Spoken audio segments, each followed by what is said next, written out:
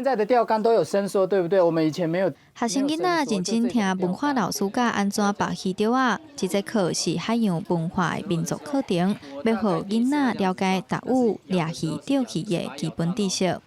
弄好的时候，这个下面一样不变，把它勾起来。对，找个地方去把它勾起来。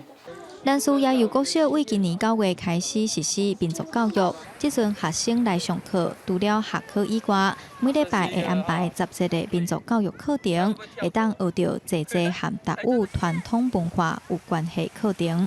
真正是因为咱的课本写的拢汉人的代志嘛，你有当时你连仔咧写石刻，因遐就毋捌见过石刻，就看无元宵节，因就无咧办这个节日啦，因的是家己有飞鱼季啥物货，所以咱汉人的文化对原住民的囡仔来讲吼是较遥远的物件。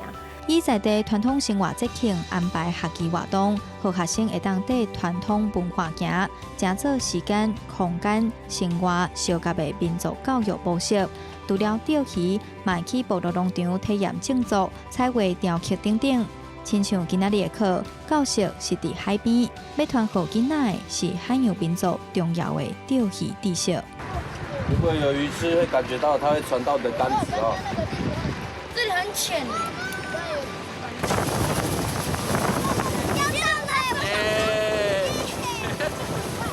终于啊，大浪来了！也有国小的民族课程，嘛邀请在地居民、家长来担任文化老师，和文化真正做到代代传承的目标。其实我们小时候你在钓鱼的时候，因为我们小时候没有鞋子、拖鞋可以穿，我们都打赤脚。那对，慢慢走哦，走在礁石上哦，慢慢走。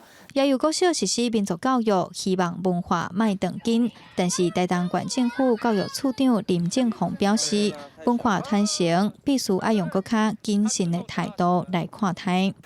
我们不能够因为一个耆老的记忆就认定说啊，这就是我们部落的文化。我觉得这样子是风险蛮大的，所以我才说在文化认同这件事情上面要很审慎。